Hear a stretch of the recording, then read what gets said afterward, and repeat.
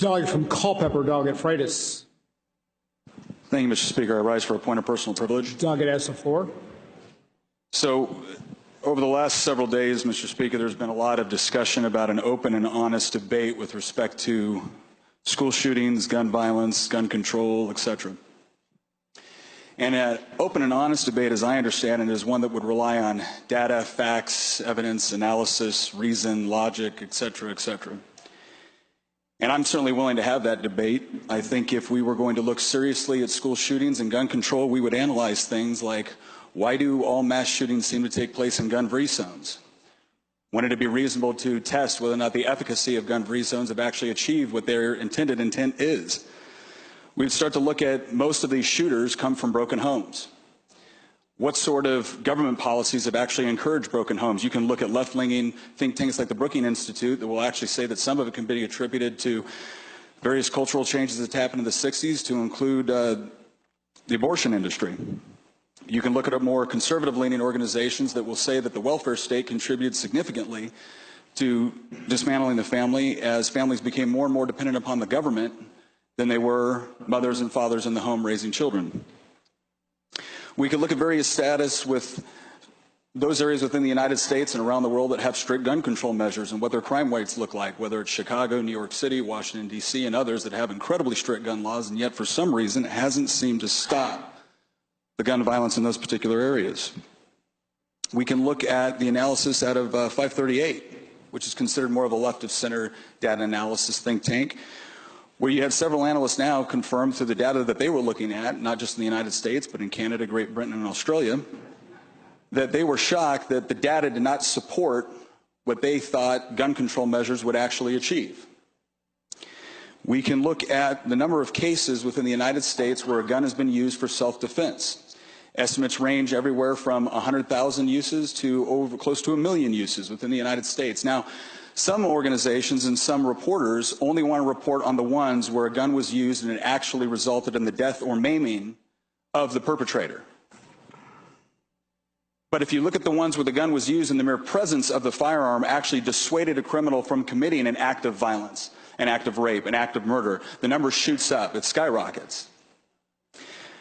So when people on this side talk about the importance of the Second Amendment, please understand it's not just some base philosophical conviction that we all have. It is rooted in the idea that while we may be a post-Enlightenment society, the vast majority of horrible atrocities that we've seen have happened in those post-Enlightenment societies. Has happened as a result of government systematically disarming citizens and claiming themselves to be the sole responsible party for their security, and then turning on those same citizens and punishing them. That's the most egregious cases. But in the individual cases of self-defense, that's why the people on this side of the aisle hold the Second Amendment in such high esteem, because we honestly believe that you have an inherent right to defend yourself. And your ability to defend yourself should not be excluded to your size. Firearms provide someone that is weaker and not as fast the ability to actually defend themselves from a stronger attacker. Some of the other things that we would look at, and some of the things I would hope we would have bipartisan support for. All of us agree that we need to make sure that our students are better protected when they go to schools. One of the things that we would look at is arming certain teachers. Not every teacher, but a teacher that is comfortable with it, is former law enforcement, is former military, that is now in the classroom. Delegate Plum said yesterday that that was ridiculous to consider. Why? Is it because the other side of this debate will only accept one quote-unquote solution to this problem, and that is tearing apart or gutting the Second Amendment? And I understand, we're going to mention just a couple of the bills that were done this year, right? Background checks, getting rid of bump stocks. If you're wondering the other reason why we can't have an honest debate over this one is because, quite frankly, I don't think any of us on this side of the aisle believe you when you say that's all you want to do. It'll be bump stocks, it'll be background checks, then it'll be different kind of background checks that register the guns. Then after that, it'll be we need to ban assault weapons. What's an assault weapon? Something that looks scary. Then after that, it'll be semi-automatic rifles. After that, it'll be semi-automatic handguns. Then it'll be revolvers, shotguns. Because when the policies fail to produce the results you are promising to your constituents, you'll be back with more reasons on why we've got to infringe on Second Amendment rights. The other reason why it's really difficult to have an honest and open debate about this is because of this, members of this body comparing members on this side of the aisle to Nazis.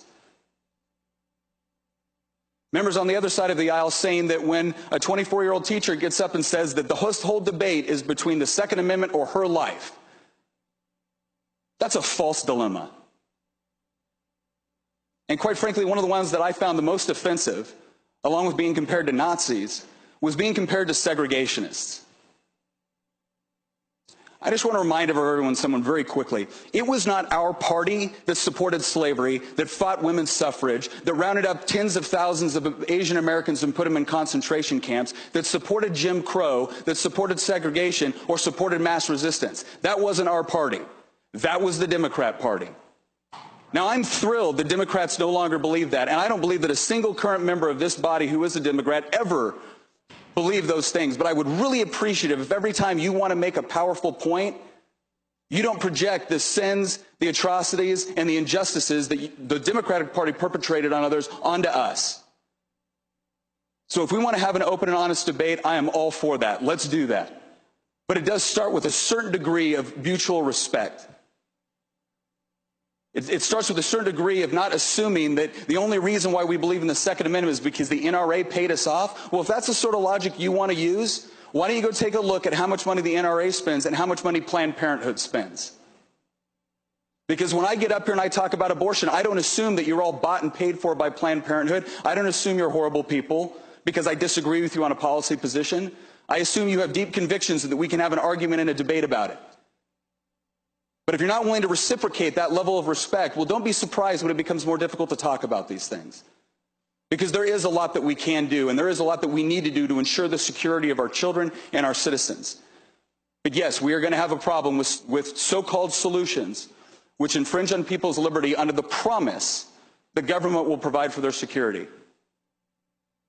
Because ultimately in this last school shooting, we had a perfect example of government being engaged over 30 times and still failing to provide security for those students. Thank you, Mr. Speaker.